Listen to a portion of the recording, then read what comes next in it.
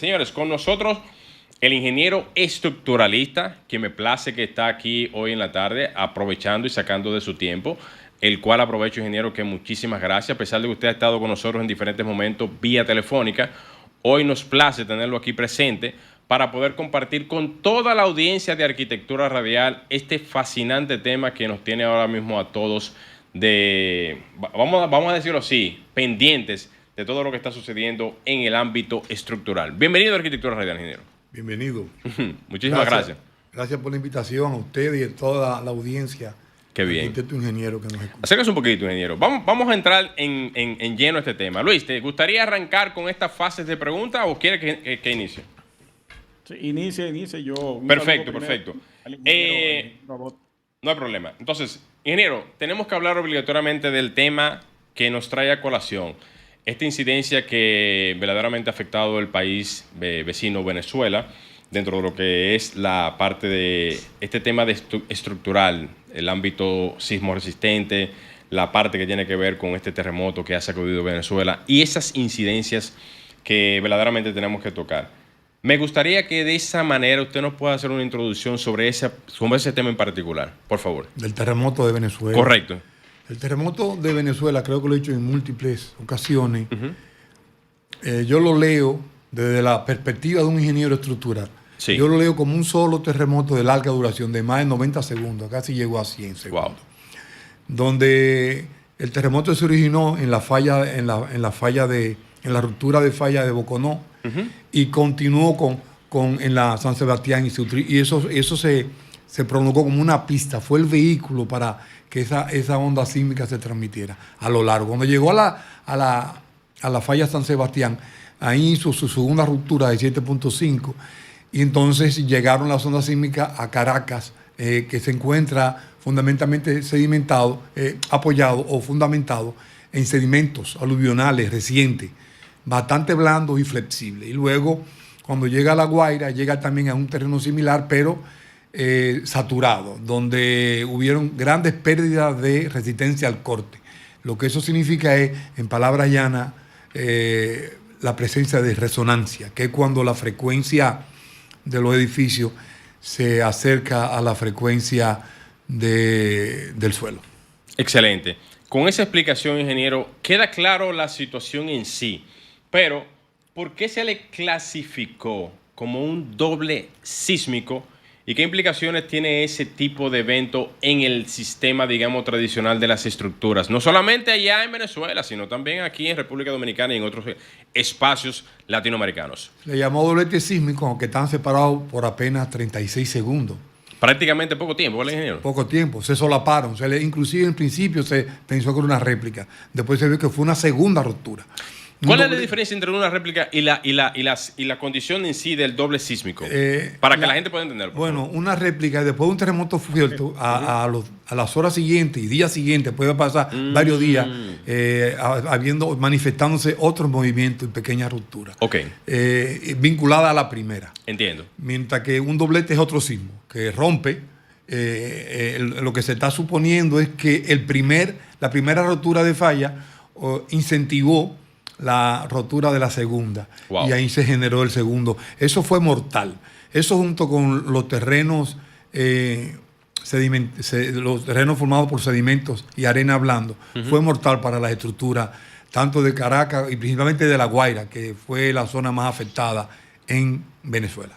Muy bien, muy bien. Ingeniero, en ese mismo orden, y no sé si Luis quiere hacer algún tipo de pregunta, pero me voy a adelantar. Profesor, ¿Qué tan inusual, para seguir en esa misma línea de preguntas, fue este sismo en el contexto de la sismicidad histórica de la región? Entendiendo, ingeniero, y eso es algo que va muy de la mano con el criterio particular, entendiendo que se supone que eso pasa periódicamente, cada cierto tiempo, en función del histórico conocido en la humanidad.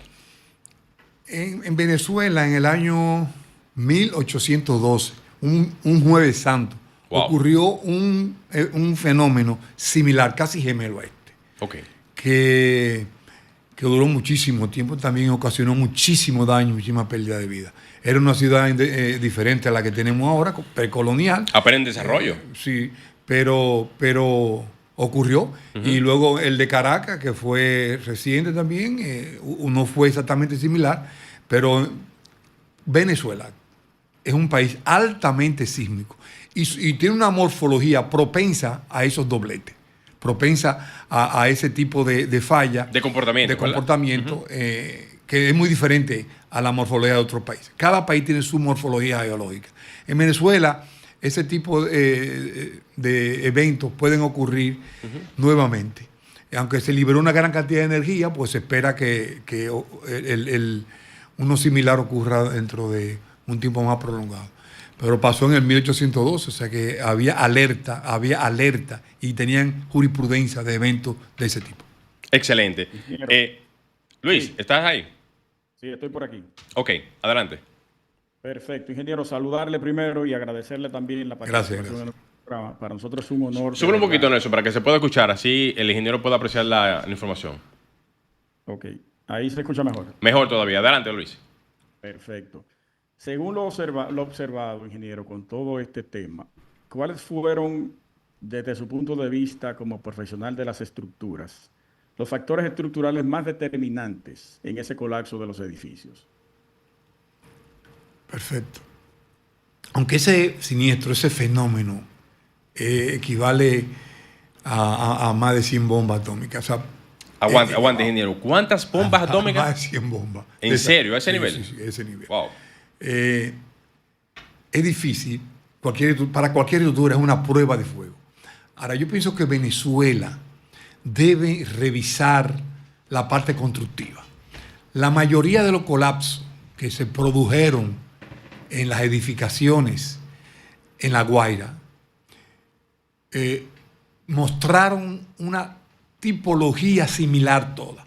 Aparentemente en Venezuela hay una cultura constructiva de pórticos bidireccionales con pocos muros de corte.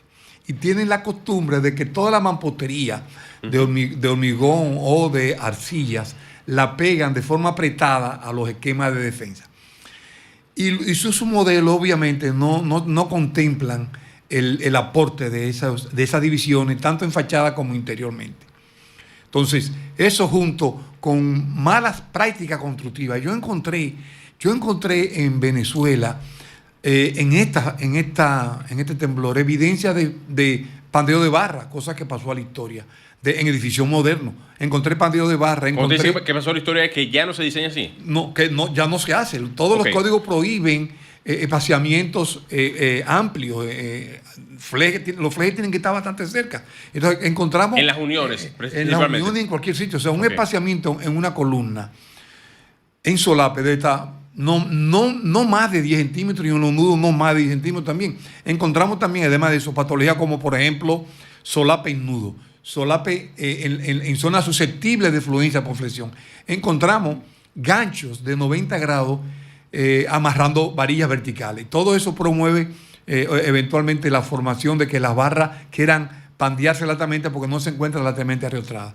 Encontramos un problema serio de estándares constructivos en Venezuela, sumado a que toda la mampostería que no forma parte del esquema de defensa se construyen apretadamente contra las vigas y la columna. ¿Qué hace esto? Que el edificio tiene una rigidez inicial que no fue evaluada por el estructuralista. Cuando en Venezuela se notó que el primer temblor, la primera ruptura, o digamos el primer pico del temblor de 7.2, dañó todas las divisiones con falla por corte y se cayeron o la dejaron dañada. Cuando viene el segundo, que ocurre 32, 36 segundos, no recuerdo, más adelante, Claro. encontró un edificio con una rigidez reducida, amplificando los desplazamientos fuera de orden. Y eso provocó definitivamente que los edificios incursionaran en el efecto P-delta, que es cuando se desplaza mucho, el peso propio tiende a volcarlo. Ese fenómeno, junto con la mala práctica constructiva, que entiendo que en Venezuela, a pesar de que tienen un buen código, hay muy mala supervisión. Eso evidencia un problema porque estructuras modernas colapsando por ubicación mala de solape, por falta de gancho, por problemas de pandeo de barra. Eso no debe ocurrir en estos tiempos, ese tipo de falla. De manera que yo entiendo que esas fueron las razones fundamentales que ocasionaron esa gravísima falla que ocasionó muertes enormes y que todavía no han terminado, una cantidad enorme de muertos que todavía no se ha terminado de contar. Ingeniero, aunque Luis está... perdona, Luis, aunque yo sé que tú vas a preguntar de nuevo, pero en ese mismo orden, el Código Sísmico de Venezuela, entendiendo usted su especialidad, ¿desde qué tiempo no se actualiza? Porque el de aquí se actualizó en el año 2011, pero el de Código de Venezuela, ¿desde qué año no se actualiza? Siendo Venezuela un poquito más sísmico desde el punto de vista de la zona. Una morfología sísmica más crítica que más nosotros, crítica que aquí, más crítica. sí. Principalmente para la capital. Bueno, ese código tiene más de 50 años, el código venezolano, y fue revisado en el 2019, recientemente. Okay. O sea, yo lo que entiendo que Venezuela debe invertir más en certificar personas, ingenieros, que puedan velar el cumplimiento de los planos constructivos para evitar errores y faltas graves que son sensibles, muy sensibles al comportamiento de las estructuras. Excelente. Continúa, Luis. Sí, ingeniero, se dio ahí, según lo planteado por usted, luego de esa pregunta que yo hice, el tema del periodo, tanto de la edificación como el periodo del movimiento de la tierra. Cuando eso coincide, ocurre lo que ocurrió. Correcto. Eso se llama resonancia. O sea, la resonancia es cuando la frecuencia o el contenido de frecuencia del suelo coincide con el contenido de frecuencia del edificio. ¿Qué sucedió en La Guaira? Que la rigidez se deprimió en un terreno blando. Entonces, las oscilaciones empezaron a aparecerse y amplificaron los desplazamientos. Los desplazamientos son enormes cuando ocurre esa coincidencia. Eso junto con la pérdida de la resistencia al corte, que es lo que le llamamos licuefacción. Cuando los terrenos saturados, porque el nivel freático de La Guaira es altísimo, por una zona costera, hubo pérdidas importantes. Cuando hay fuerzas súbitas sísmicas, eso en suelo tipo arena saturado, se logra lo que se llama la pérdida de la resistencia al corte. Y eso sencillamente es licuefacción. Y el suelo pierde toda la capacidad de carga volcándose. Sumado a eso, a un problema de resonancia, imagínate, eso fue una arma mortal para los edificios. Excelente dato. Luis, me permite yo preguntarle al ingeniero lo siguiente, porque verdaderamente en esa misma línea de pregunta hay algo que verdaderamente llamaría la atención preguntar, y es si existiría verdaderamente una diferencia notable entre lo que tienen que ver las construcciones antiguas, háblese lo que tiene ya mucho tiempo verdaderamente, y también la parte reciente en cuanto a la resistencia sísmica puntual. Sí, tiene que ver, aquí la diferencia, porque muchos edificios viejos no colapsaron, pero era... ¿A qué se debe a eso? Eso se debe al contenido de frecuencia del suelo de La Guaira. Okay. Sucede que son terrenos blandos, poco resistentes, que tienen, al ser blando, su frecuencia tiene un número de ciclos por minuto bastante bajo. O sea, los periodos son altos porque son inversamente proporcionales. En un terreno de esa naturaleza conviene tener edificios rígidos porque tienen frecuencia alta. Entonces, o edificios muy rígidos o edificios altos con mucho muro de corte. Okay. Que es lo que no se estaba haciendo. Entonces, las edificaciones antiguas o antes o pre-código eran edificaciones generalmente bajas, de menos de 5, 6, 7 pisos y menos de 10. No eran tan altas. Aunque hay algunas ahí, pero yo me refiero a las que son muy antiguas, antes del código estrenado por Venezuela. Entonces, esa combinación de frecuencias a nivel moderno, en los tiempos modernos, fue también un problema serio en los edificios, porque se construyeron edificios bastante altos, con poco muro de corte. Y yo entiendo que Venezuela debe revisar, como nosotros también, que edificaciones altas en terreno blando deben ser sometidas a configuraciones estructurales, y esto se lo digo a los arquitectos, que tengan mucho muro para rigidizarlo. Y de esa manera yo puedo lograr un comportamiento mucho más aceptable en terremotos fuertes cuando estoy en terreno blando. Excelente. Ingeniero, con ese mismo cierre, vamos a bajar entonces a lo que es República Dominicana, ingeniero, entendiendo que aquí también tenemos una alta sismicidad y también tenemos un código que es hasta el momento un código reciente en la parte constructiva del país, y nos gustaría, ingeniero, que desde esa óptica nos pueda hablar un poco sobre el Código de República Dominicana y su opinión con relación a las diferentes áreas y a los diferentes entornos que tenemos aquí constructivos en el país. Nosotros como país tenemos código desde el año 1979, oficializado en el 1980. Ese código del 1980 fue ampliamente revisado y ampliado a raíz del terremoto de Haití en el 2010. Y ahí surge el nuevo documento que está actual en vigente, aunque en revisión también, el R001. Un código bastante bueno que con 2 tomos permitió que nosotros como país pudiéramos tener una sismoresistencia a nivel mundial. Ese nuevo código también está en estudio, en revisión, porque va a entrar uno vigente ya que se puede usar, pero está paralelo, donde al principio del año que viene ya entrará en vigor el nuevo código de la República Dominicana. O sea que nosotros como país tenemos código del año 1980. Y por eso nuestro inventario inmobiliario moderno, yo no espero el tipo de fallas que ocurrieron en Venezuela. Perfecto. En ese mismo sentido, ingeniero, me gustaría saber su opinión. Permítame hacerle una pregunta. Sí, adelante, colega. Okay. Mire, ingeniero, yo tengo una posición con relación a ese tema y lo ocurrido en Venezuela rápidamente. Yo digo que si aquí ocurre un fenómeno tal como el que ocurrió en Venezuela, y lo voy a decir responsablemente y con todo el respeto que usted me merece, aquí habrá un hedor, o más bien allá en Santo Domingo, un hedor a personas muertas que eso no va a tener nombre. Yo quiero que en base a eso usted me diga qué tan preparado está el parque inmobiliario dominicano si ocurriese un fenómeno como este. Bueno, primero aclarar que igual no va a ser, porque la morfología tectónica de Venezuela no es la morfología tectónica de nosotros. A pesar de que tenemos una falla. No, muchísimas fallas. Claro. Y hay 2 mortíferas, la falla Septentrional al norte y la falla Enriquillo que provocó el terremoto de Haití en el 2010. Esa liberó mucha energía, pero todavía esperamos terremotos importantes porque se supone que hay energía bastante acumulada.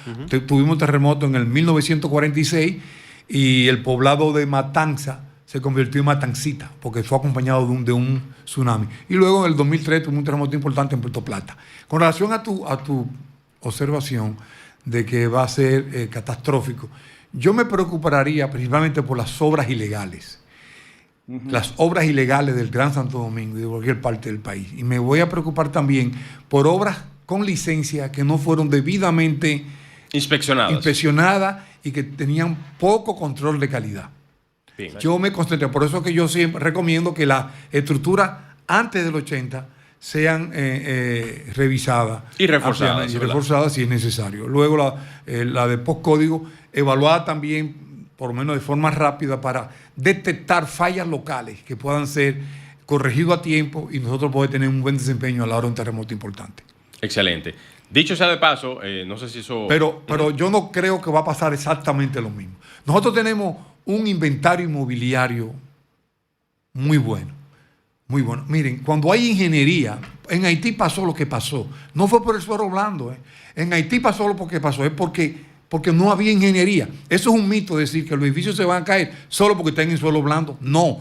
Un edificio, por el hecho de que está en suelo blando, no necesariamente tiene que caerse. Como también un edificio construido en roca, por el hecho de que esté en roca, no va a sobrevivir. En roca también se va a caer si está mal construido, mal diseñado. O sea que, ¿qué pasó en Haití? Porque en Chile está en terreno blando también, y el terremoto de Chile liberó 50 veces más energía que el de Haití, y nos murieron 300 muertos y algunos edificios dañados. En Haití se nos murieron más de 300.000 personas. ¿Por qué? Porque no habían estructuras seguras, mal construidas, informales. No hay un sistema de aprobación ni el gobierno podía auditar ninguna obra. Y eso fue exactamente lo que provocó todos esos grandes daños que pasaron en el terremoto de nuestra república vecina. Nosotros no esperamos lo mismo, porque ni parecido. Van a haber daños. tenemos obras que se están construyendo o se construyeron sin supervisión, con malo control de calidad, tanto en hormigón como en los estándares constructivos, que van a manifestar daño. Yo les voy a decir una cosa, los terremotos ponen a prueba los edificios y ahí los errores van a salir, pero no esperemos lo mismo de Haití, salvo las edificaciones que son informales, que son más de un 70%. Sí, esa es la preocupante. Sí, así es. Muy bien. En ese mismo orden, ingeniero, me gustaría abocarme al Código de Construcción y lo que esto implica en materia de edificaciones. Hablamos de un código nuevo y una serie de exigencias que se hacen, pero me gustaría que usted pueda ampliarme un poquito sobre las diferentes zonas del país, háblese de Santiago, Puerto Plata, Santo Domingo. Aquí todo en República Dominicana tenemos y sabemos que hay diferentes suelos. Ayúdame a entender un poquito sobre la incidencia de este código y sobre lo que abarca el código a nivel nacional, por favor. Perfecto. La República Dominicana pertenece a la placa del Caribe, bien, a la parte norte. Bien. Una placa del Caribe que al sur tenemos la placa de Sudamérica y arriba la placa del Atlántico. Es una placa muy activa. Todos nuestros terremotos, la inmensa mayoría, el 90% de nosotros ocurren en la falla septentrional. Muy bien. ¿Qué sucede? Que toda esa falla septentrional, todo ese litoral norte está generalmente formado por terrenos blandos que amplifican la onda sísmica. Principalmente de Santiago, ¿verdad? Sí, el terreno blando, sí, Santiago está sobre el terreno blando que amplifica. Por eso es que nosotros tenemos como ingenieros, a los arquitectos, promover la inclusión de más muros de corte. Esa fue la forma como Chile logró su sismoresistencia. No fue con métodos no convencionales, que con péndulos invertidos, con aislantes basales, ni amortiguadores dinámicos. No. Eso se usa en obras esenciales y digamos que es una tendencia cada vez más en aumento. Pero tenemos de forma convencional manera de resolver el problema de sismoresistencia. Y en esa zona norte, la zona norte, que es terreno blando, debe promoverse edificios con más muros. Y luego tenemos la zona sur, que es donde está el Gran Santo Domingo, que es una roca calcárea, de roca coralina de alrededor de 100 millones de años, reciente, en tiempos geológicos es reciente, pero es bastante densa y tiene la ventaja que su ley de atenuación permite que nuestros terremotos sean de poca duración. O sea, si hay un terremoto importante en la zona norte, en la falla septentrional, va a afectar más a Santiago, se va a sentir más en Santiago, porque además de que sea fuerte el terremoto, en Santiago se van a amplificar la onda. Pero cuando entra a Santo Domingo, las ondas llegan cansadas ya. Y al llegar cansadas, no amplifican. Con lo cual esperamos terremotos de menos duración y con intensidades menores. La misma magnitud, pero con intensidad menor. Igual en la de Enriquillo. Fíjense que fue un temblor bastante fuerte y cerca de la capital se sintió bastante en toda la zona capitaleña y todo el sur, y sin embargo los daños no fueron catastróficos. De manera que nosotros estamos compuestos por dos grandes zonas, la zona norte y la zona sur, que es todo lo que corresponde desde sacando a Higüey, toda esa provincia norte están formadas por sedimentos blandos que amplifican la onda sísmica. Tenemos cubierto en el código esa franja de información que puede ayudarnos a poder manifestar esa preocupación estructural, sí, claro, a nivel de lo que tiene que ver la parte constructiva, principalmente en esas ondas que se pueden amplificar en Santiago. Sí, claro. El código desde sus inicios, de 1980, contempló más aceleraciones en la zona norte que en la zona sur. Okay. Mucho más aceleraciones. O sea que eso está contemplado y nosotros somos testigos de eso. Ahora, yo lo que los ingenieros debemos hacer es la interacción suelo-estructura, comprenderlo mejor. Y ese es mi gran consejo ahora mismo a los ingenieros. Y el otro gran consejo. Porque ¿quién es el profesional que pone la implantación estructural en la huella arquitectónica? Son ustedes, son los arquitectos. Entonces, en ese justo, cuando están haciendo ese proyecto, es que nosotros debemos decirle a los arquitectos, no, hagan esto de esta manera, pongan muros de esta forma y de así, para que tener edificios.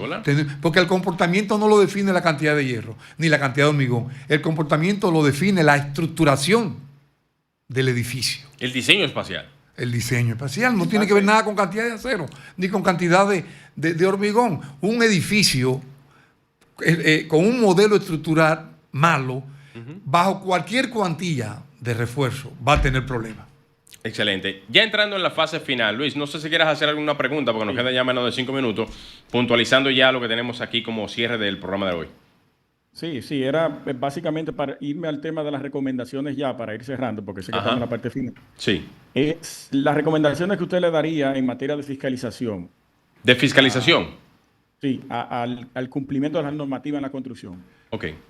Esto va directo a las autoridades. Mi recomendación más importante es que el nuevo código que se va a introducir recientemente, eliminar o quitar las limitaciones de altura en edificios de muro de corte simple, principalmente para la zona norte. Eso hay que revisarlo. Segundo, que el gobierno, a través del MIBE, promueva la formación de más ingenieros supervisores, lo que le conocen como el modelo STP, Supervisión Técnico Privado. Y en este caso felicito a la administración del MIBE pasada, en la persona de Carlos Bonilla, que fue quien motivó la formación y la certificación de alrededor de 60 ingenieros que estamos ahora certificados para eso. Esas dos son mis principales recomendaciones. Y pongo en primero, que se formen más profesionales certificados para velar por el cumplimiento de los planos estructurales. Porque los edificios no se comportan como son diseñados, se comportan como son construidos. Y eso hay que tener conciencia de eso. Buen punto. Yo entiendo que tenemos que poner, aquí deben haber por lo menos 400, 500, porque todavía hay mucha gente que construye con la licencia pero sin supervisión. Aquí hay un tema serio, que la gente no quiere que lo auditen estructuralmente. Y eso se va a desmontar cuando tengamos muchos profesionales certificados que puedan velar en todo el territorio nacional la construcción y vigilar las construcciones de la República Dominicana. Bueno, ingeniero, con esa fase y con ese cierre, nosotros llegaríamos ya a la parte final del programa. Solamente me gustaría, Nelson, ya de su parte, ingeniero, que usted nos diga si es recomendable o no que el gobierno, ya sea por ONEFI o por cualquier institución, hasta por el mismo MIBET, pueda tomar la iniciativa de comenzar a hacer una ola de inspecciones a nivel nacional de todas las obras que anteriormente no han tenido ningún tipo de régimen de normalidad para lo que es la revisión a futuro, tratando de evitar las consecuencias futuras que puedan venir, porque nadie aquí lo sabe eso, de algún sismo que pueda venir aquí en República Dominicana. Excelente. Yo pienso que la única arma que tenemos nosotros como país para defendernos de un terremoto es el reforzamiento. A tiempo. A tiempo. Entonces estamos a tiempo, como dice Reyes Madera, estamos a tiempo todavía para en donde tenemos que reforzarnos. Yo me concentraría en antes de los 80. Todas las obras antes de los 80, revisar la profundidad. Y las que están después del 80, hacer una inspección rápida que detecte los fallos y ahí concentrarnos. Y sobre todo, concentrarme en obras públicas, en infraestructura pública, porque ¿qué sentido tiene si nuestra ambulancia no puede llegar al sitio porque se caen los elevados de la 27, por ejemplo? Claro. ¿Qué sentido tiene que se nos caigan los puentes nosotros en un terremoto? ¿Cómo van a llegar las ayudas? ¿Cómo va a llegar la ambulancia? Entonces eso es tremendo. La revisión de la infraestructura, su reforzamiento, que ya se ha hecho un gran trabajo de eso, y detectar esas obras y concentrarnos también, como dije, en las públicas, que albergan muchas personas. Las escuelas, todas las escuelas deben ser revisadas y verificar si fueron construidas como dicen los planos. Y ahí atender nuestra atención.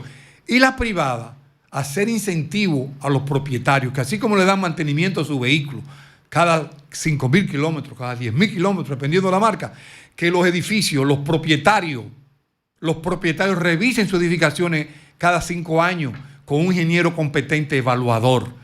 Y esto auditado y supervisado por el MIBE, porque el Estado no puede pagar evaluaciones privadas. Es cada propietario con su responsable de su inmueble que tiene que revisar sus estructuras con ingenieros evaluadores que le garanticen que esa estructura va a tener un desempeño adecuado cuando venga un terremoto catastrófico. Excelente. Ingeniero. Rápidamente, Morel. Sí, ya nos fuimos de tiempo, pero adelante. Sí, ingeniero, decirle que el actual ministro de la Vivienda, Ito Bisonó, introdujo, no sé cómo va eso, si usted conoce, el código de mantenimiento para obras públicas. Y eso se está madurando, creo, y se está trabajando. Sí, yo oí un anuncio, no he podido hablar, no conozco al ministro actual, pero sí escuché en declaraciones que eso es muy bueno. Eso es muy bueno, un código de mantenimiento, un código de reforzamiento, que es diferente a un código de diseño. Eso es importante, eso hay que hacerlo.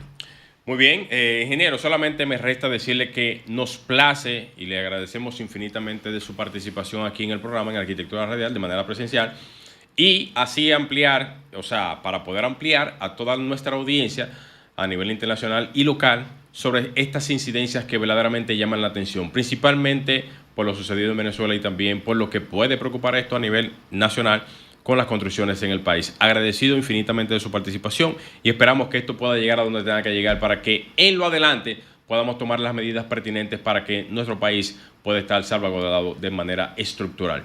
Estuvieron con ustedes Gleiner Morel, Luis Taveras desde Estados Unidos y por supuesto Nelson en los controles. Ingeniero, muchísimas gracias. Gracias a ustedes por su invitación. Muy bien, señores, bye bye.